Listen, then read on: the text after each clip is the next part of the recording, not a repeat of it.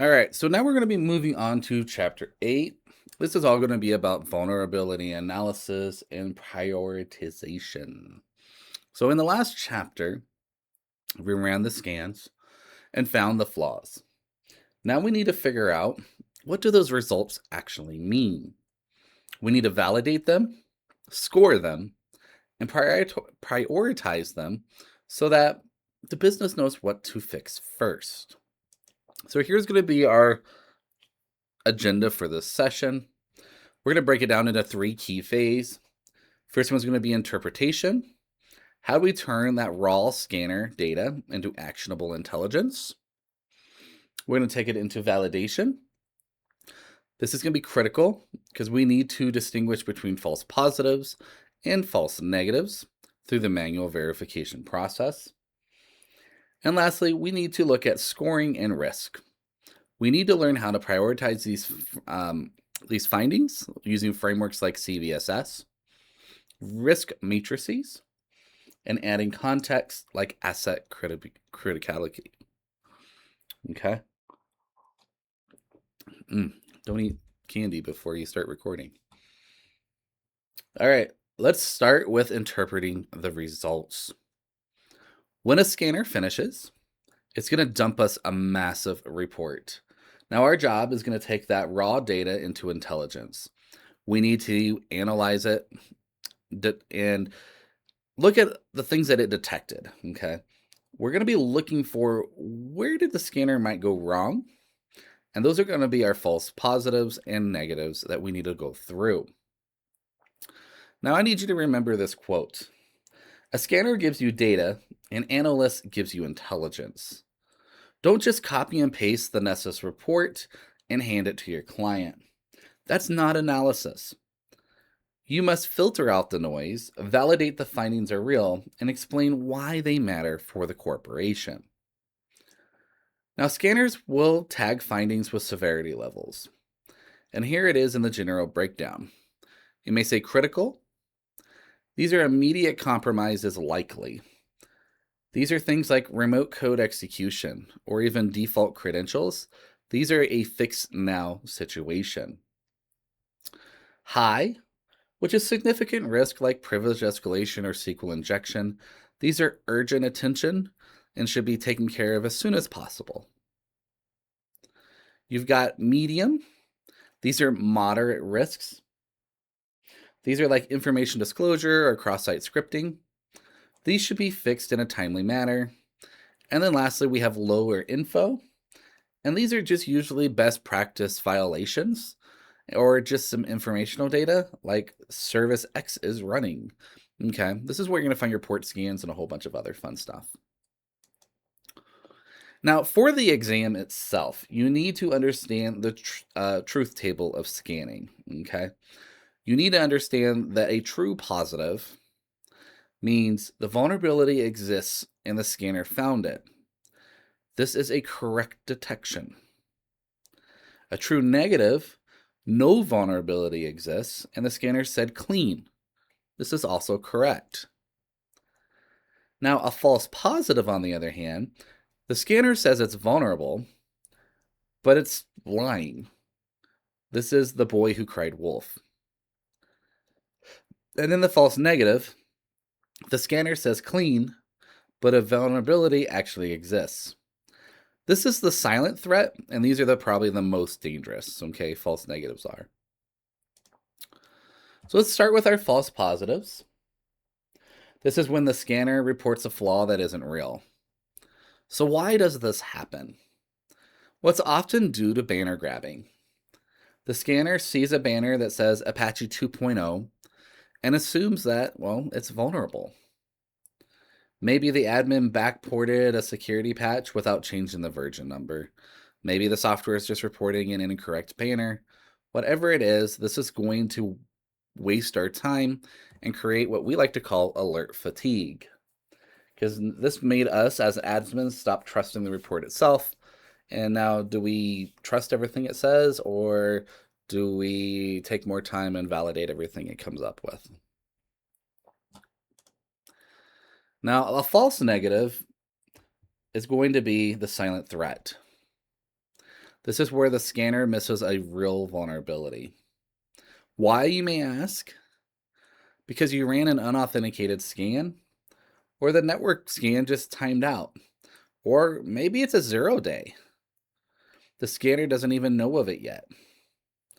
It also can miss a lot of business logic flaws, and this is exactly why manual testing is essential, and you can't rely 100% on automation. So how do we fix this? Well, validation. We have to prove that the vulnerability is real. Now, there are a couple different techniques to do this, but here are a couple primary techniques for manual confirmation. Don't just trust the tool blindly. Connect to the tool like with Netcat and confirm the actual version is running. If the tool reports cross-site scripting, put the payload in the browser and see if it pops up. If you have credentials, log in, check the registry, check the config files directly. Do what we can do to verify that it truly is there. Now, to validate if a finding is exploitable, we must research. And there's a couple ways that we do that. The first way is we'll look at the CVE database. This is the dictionary of known flaws. Every major vulnerability gets a CVE number. Now, we could also use the exploit DB. This is an archive of proof of concepts, okay? If it's here, there's code available to hack it. So a lot of people have asked me, well, how do I hack something if I don't know how to do it? Well, the exploit DB will give you proof of concepts and show you what code could actually hack into it. Lastly, there's always GitHub research for new write-ups and different POCs. Now, once we know it is real, we have to score it. We need to measure the severity. And so we're going to use a CVSS framework to do that. But we're also going to use things like risk matrices to balance qualitative and quantitative risk analysis. And let's go over some of that. So the CVSS is the Common Vulnerability Scoring System. It is the industry standard for rating technical severities from 0 to 10. If only measures the severity, not risk. Risk includes context, like is a server important? And you need to have business context to understand risk. CVSS just looks at the flaw itself and how difficult and how big of a deal is it if it got broken into. So CVSS is made up of 3 groups. There's the base score, which is intrinsic qualities. It's basically looking at things like attack vector or complexity. You've got the temporal score. These are the changes over time. Okay. For example, if there's code to exploit available today, or is there a patch available today? If it's a 0-day and not patchable right now, then it might have a higher score. But if it's been around for 10 years and there's been a patch for a long time, then the score might be lower here. Now, the environment score is normally up to you. Is this a critical asset? Do you have firewalls, mitigating controls, or anything else protecting the asset? If so, the CVSS score could come down lower depending on your environment. Now, when we talk about risk, we also often talk about qualitative risk assessment, mainly because it uses the high, medium, low standard. It's very subjective. It's based on experiences and intuition. It's fast and easy to communicate to management, but it's less imprecise. It's less technical. So to view this, we normally use what we call a risk matrix or a heat map. We plot likelihood, probability of exploitation, against impact, any damage that it can cause. Now the red zone will be high likelihood with high impact, and it helps stakeholders visualize what needs to be fixed first. Now, once we're done with qualitative, we move into quantitative risk analysis. This is normally when we talk about money. This is when we start putting dollar signs to the risk. And you do need to know these formulas for the Pentest Plus exam. You need to know SLE, single loss expectancy, talking about asset value times exposure factor. You need to know about ARO, annualized rate of occurrence. How many times could we expect this to happen? And then we need to know about ALE, annualized lost expectancy. In other words, what is the yearly cost if we did this? And the formula is SLE times ARO equals ALE. Now, let's talk about an example here because a lot of people don't like math. So the asset value here, we have a database that's worth $100,000. If breached, we could lose 50% of its value, so $50,000. Now, we expect this to happen every 10 years, otherwise 0.1, because ARO, 1 would be once a year. Once every 10 year is 1 over 10, which is 0.1. All right, so we look at this, and what is our ALE? Well, if we take our $100,000 and we multiply it by 0.5, our single loss expectancy would be $50,000. Now, if we multiply it by 0.1, we can expect to lose about $5,000 a year. This tells the business that we can spend up to $5,000 a year to protect it. If the firewall costs $10,000, it's not worth it. This is how we prioritize what actually gets purchased and what doesn't, and how do we mitigate some of these security vulnerabilities. Now, that firewall might not only protect the database, and maybe it protects a lot of other devices, which then it will make it worth it. But for right now, if we're only talking about the database, the firewall worth $10,000 is not worth it. Now that we've scored everything, we need to move on to what we like to call prioritization. We need to fix things, but which ones do we fix first? And so what we like to say is context is king. Not all criticals are created equal. A CVSS of 10 on a Minecraft server in the break room is far less important than a CVSS of 7 on our credit card database.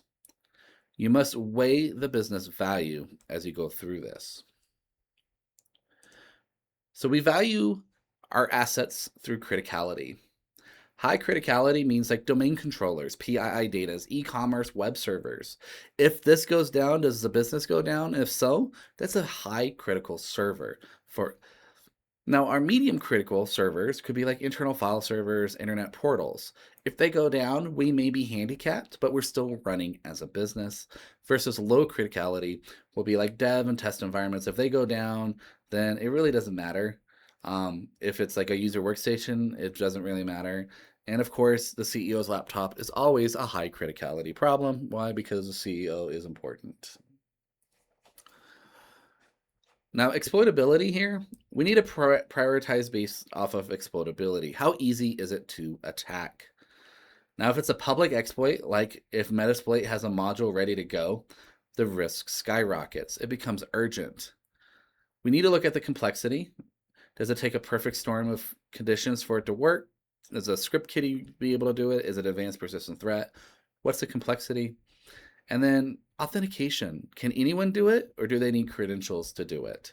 Is it Franken accounting, or do they need to be able to fish some credentials before they can actually exploit the system? So what we like to use is called a tiered approach. Tier 1 are all the critical risks and critical assets. These are the ones that we'll try to patch first. And then we'll do urgent, which is medium assets and medium risks on critical assets. And then tier 3 is all about planned. Low risk, quick wins, fix these during regular maintenance cycles. So the first two here, tier 1 and tier 2, we try to fix as soon as possible. Of course, immediate is first, then we do tier 2, and we may schedule special maintenance requirements just for these. Now, patching the server might just be a tier 3 planned. It might just be once a month during our maintenance cycle. Finally, we need to map it to, well, our frameworks. And we need to check on physical security. And there's a few different mapping that we'll talk about. We'll talk about MITRE, OWASP, and physical environment. And the first one is going to be the MITRE attack framework. If we can map to the MITRE attack, it will help us communicate with our defenders, the blue team. Instead of just saying, hey, you have a vulnerability, you could say the exploit map to T1190 exploit public facing application. It'll help show them okay, this is a written vulnerability, and it will also give them other things like specific detection rules to catch the attacks in progress. It's a lot easier if you just give them the documentation so that way the blue team can help themselves. Now we can always map it to OWASP, especially if it's a web application, right? And we like to use the OWASP Top 10, which we just got a new one as of 2025. And this standardizes the language that helps us find things like SQL injection. We can categorize it as A03 injection, and this helps developers understand the root cause and how to fix it properly. They can go read it on by themselves and actually see how this works. As of 2025, we actually dropped injection down to 5, so it'd be A005. And then lastly, we can't forget about physical security concepts. Can the locks be picked? Are the man traps preventing tailgating? Are there any blind spots in the cameras? We need to make sure that the physical security is still there. When we're talking about environmental controls, we're talking about HVACs. We want to make sure that we prevent overheating. If an air conditioning fails, availability could be lost. We may want to look at the fire suppression system. Like, do we use FM200 and not water? You'll be surprised in how many people have converted over a room into a server room and still have a water sprinkler system above it. We want to protect the electronics because if it does get used or goes off, we don't want to destroy the electronics itself, especially the data on the electronics. And then lastly, do we have battery backups to prevent data corruption during power outages? I hope so. All right, that's going to bring us to the summary of Chapter 8. We are now going to know that, hey, we should validate what our scanner comes out with. We need to use a score like CVSS for technical severity, but we do need to add context. Remember that risk equals likelihood times impact. We learned this back in Security Plus, and it's not going away. We need to quantify it with money if we can. And remember, that's the difference between qualitative and quantitative risk analysis. And then we're going to look at the focus of critical assets and exploitable flaws first. Remember, we're going to prioritize it by the business, and that's the difference between risk than the CVS score itself. We need to add that context. All right, that's going to bring us to the end of Chapter 8. So that's the vulnerability scanning analysis. Next up, we'll dive into more of the fun stuff, attacks and exploits. Again, if you have any questions, let me know. Otherwise, have a good one. Good luck, and I'll see you for Chapter 9.